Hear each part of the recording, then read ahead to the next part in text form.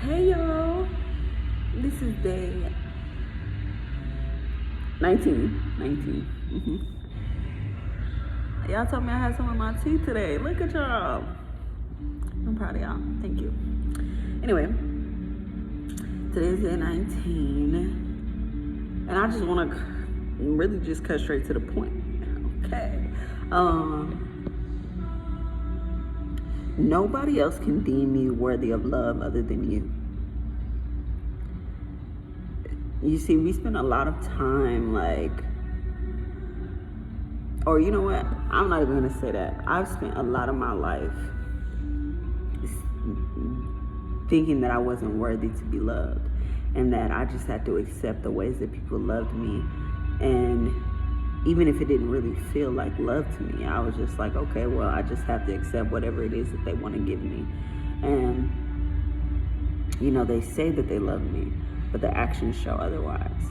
And lately I've been building my boundaries and really understanding that in order for me to feel love, these are my necessary requirements. These are the necessary things that I need in order to feel loved. There's something going on TikTok that's called it's like your attachment style and fearful avoidant, and I think that's what I am.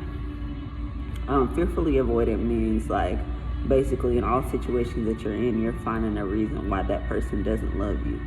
And I think that I decided, or I stepped into being that way because I never really felt love from my parents growing up in the ways that I really needed to be loved. They were just like, well, I love you, and I didn't feel loved because their actions didn't speak louder. Their actions spoke louder than their words, but the actions wasn't love-based. They were, trauma-based. I was in here crying because I just finished watching this super good movie called Mask with Sharon in it.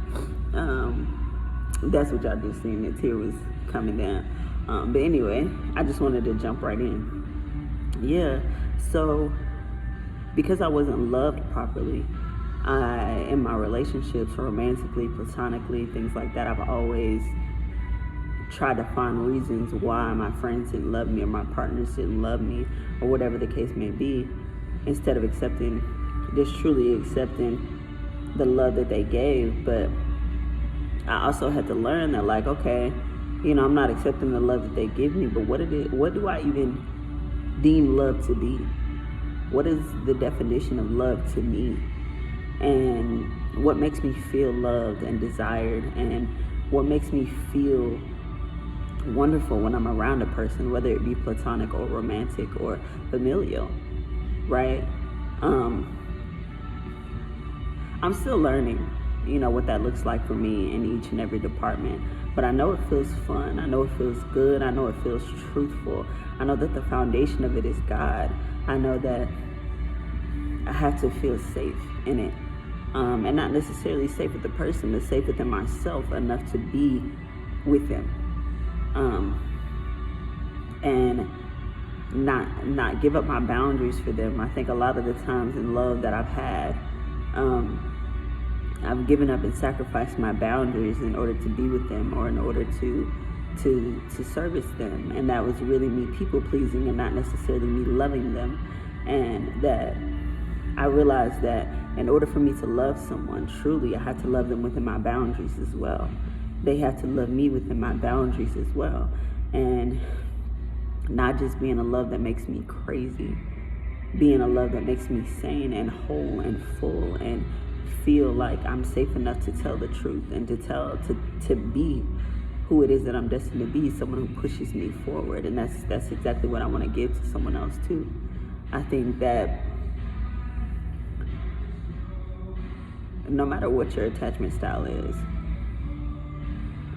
when you feel love for the first time and you haven't felt love before, everything else just kind of feels it's like you don't really know what that is because you have never experienced it before. So you try to find things to compare it to, or you try to make yourself believe that it's not true or not real or whatever the case may be, because you've never experienced what love is before. I can say for me, I've done a lot of comparing, you know, in how someone loves me versus how they love their friends or their family or the, you know, other partners or whatever the case may be. Like, I do a lot of comparing in that, and lately I've been stepping out of that and stepping more into how you love someone else doesn't matter, because I'm me and I have my own requirements and other people have their own requirements, and that I have to allow people to truly be themselves and not try to force anything with anybody, whether that be forcing what I want on other people, forcing what I need, or even forcing them to have what they need or what they want, you know, can be of detriment to you. Sometimes, well, I've realized that you can people please so much that it becomes a habit of yours that you neglect yourself. And when you neglect yourself, you can't have what you desire come to fruition because you're too busy people pleasing for the person that you're people pleasing for. And when you get to a point where you're people pleasing so much that the person that you're doing it for doesn't even put in half the effort that you're putting in to achieve their desires, you know that you need to stop, because you can't try harder than someone else to accomplish their own desires. You have to accomplish your own desires and put all of that effort into you. You can only do so much for other people, and you have to know when to stop, when to say, hey, I'm gonna let go and let God for real. I spent a lot of time dedicated to a whole lot of people, and now I'm 26, about to be 27, and I'm just now I'm not learning now these things. I'm just now putting them into action. I feel like I've spent years learning these things, but I put it into action, and then I stopped, and then I went in, and then I stopped, and going back and forth. But now actually truly laying a foundation of what it is that I want to see come to fruition in my life. That I don't really want to play the tit for tat back and forth kind of game, because when you do that with other people, when you set a boundary and then you move away from the boundary and you let people play in and around your boundaries, they believe that they can do that with you all the time. But if you set the boundary and you keep the boundary and you make sure that people do not cross the boundary, then that is something that's going to continue on, because you built that boundary. You built that being, consistent for yourself. So I would just recommend doing the same thing for you. A lot of the time we spend so much time just focused on the wrong things, focused on the wrong people, focused on just everything but ourselves. I realized that for me, I've spent a lot of time distracting myself from being within myself. I love my alone time. I love hanging out by myself. I love doing things on the go, just doing whatever and not having to answer to anybody, but God, just flowing. But I kind of stopped doing that because I spent a lot of time being oh, well, so-and-so might not like it, or, I need to be home for this, or I need to, just trying to distract myself with other people, what I think other people's desires are. Not necessarily what they are, but what I think their desires are, trying to be a step ahead instead of just tuning in and tapping in fully and totally into me and the things that I desire, doing the things that I really want, doing the things that I really need for myself. And lately for a long time, I've fallen short of the things that I want to accrue and obtain in my life, because I've spent so much time people pleasing. People pleasing is a hell of a drug, friends. Please let it go. To be selfish is too much, but on the opposing side, to be too selfless is bad too. You have to find a middle ground that works. But I love y'all. I love the fact that I've been doing this consistently for 19 days, that You know, even if nobody is watching, God is watching and seeing me change and seeing how much I'm truly giving myself to my craft. Like, I know that God has for me to be a speaker, to be a host, to be able to connect with other people. But God is strengthening and deepening that within me so much right now, beyond my own understanding. I'm so grateful because each and every day I'm learning more and more about myself, to be able to give to other people, to be able to connect with other people. But I realize, see, y'all, I'm crying. I'm emotional, but it all comes from a beautiful and good place. Like, I recognize and I know that I'm sensitive, but I'm sensitive for a reason, because I'm an empath, because I'm a shaman, because I have all of these gifts, and God wants for me to be able to use them to help people, to be able to help people overcome the obstacles that are within their lives. But I have to continue doing that for myself first. Like, I have to be the walking testimony in order for people to realize what comes after being tested. I'm super grateful, and I really want to say shout out to this book while I'm on this journey too, because I feel like I wrote this book, even though I didn't write this book. I feel like I wrote this book because everything in it is a culmination of things that I've learned over the last so and so amount of years, and I feel like it's everything that I've wanted and everything that I've needed, everything that I've desired to reteach myself over these last couple of months is right here. And I'm only on chapter 1, and I'm digging in more to myself. I'm digging in so much more, and it's stuff that I needed, truly, honestly. Right now I'm at the spa, so I did record the video today, but I won't be posting the video till I,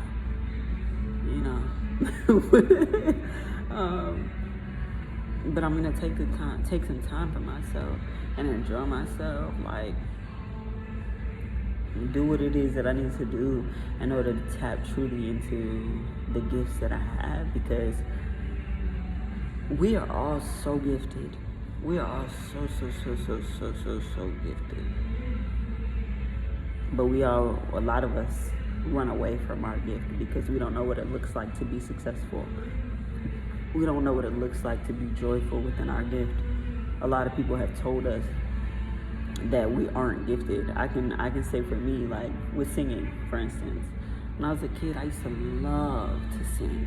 I would love to sing. I played my little guitar. I didn't even know how to play the guitar. I played my keyboard, didn't know how to play my keyboard.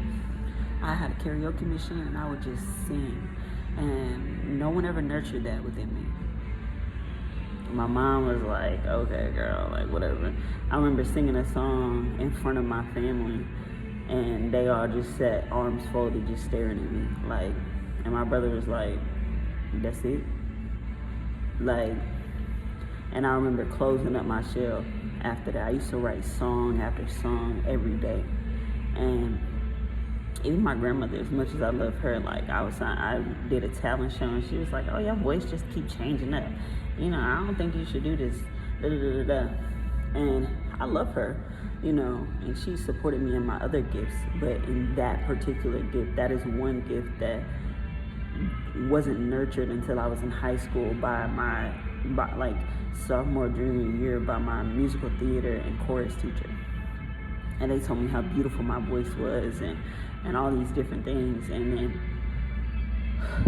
now I'm at a point where I want to get back into truly singing, and I'm exploring my voice. Like, I've even dated people that were like, your voice and all that, or I dated somebody that was like, I can't stand a singing person. Like, they just want to sing all the time. Like, bro, shut up. Like, And I wasn't even a singing person at that time, but I was starting to come out of my shell, and they had said that, and then they were like, I just think people who serenade, like singing to somebody, is just so lame, da da da. And then I ran into a partner that was like, I think being serenaded is so beautiful, like, and all da da da. And they encouraged my singing and everything. And though I haven't fully come out of my shell yet, that was something that I truly needed, like, to hear and to feel that my voice was beautiful and that there was a purpose behind my voice. And now I'm like, I know that that's a gift of mine. Like, yes, I have a gift of words. I have a gift of speaking, connecting people through my words and stuff like that. But I also have a gift of connecting people through song and through music. And that's something that I'm going to continue to pursue. Though it'll take time to actually come out of my shell and just sing or whatever, it's something that I know now. So I challenge you to look into the gifts that weren't nurtured when you were younger by your family or your friends or whoever, but you are so passionate about, that you have, that God just gave you and you just can do. And just do that. Just do it. Like, even if it takes time, even if you got to just do it by yourself for a long time or in the mirror or whatever, let yourself finally be free from the shackles that have been put on you. Now, we're not shackled anymore. We're not shackled anymore. Now we're at the part where we done been shackled, we done broke the chains, and we can run. But we're so used to only being able to run the 10 feet that our shackles went that we don't even think to go 11 feet because we still have the brain that our shackles are there. Rewire the brain. Rewire that thought process and truly realize that you can go as far as you want to go. Tell yourself, I am limitless. I'm unlimited because the God that I serve is unlimited. My God can do exceedingly abundantly above all that I can ever ask for or think of, and I am an extension of my God. So if my God can do those things, what can I do? What can the God within me do? How can I nourish my gifts and help other people with them? Right? But realize that you do have to help you first. Like when you get on the airplane, they tell you when the little thing comes down, you got to put your thing on first. Then you can put the things on everyone else. You have to take care of you before you can take care of anybody else. Because when you run out of air, that's it. Who's looking out for you? It's food for thought. I love y'all. That's the end of my session today. I'm finna go chillax. All right. Peace.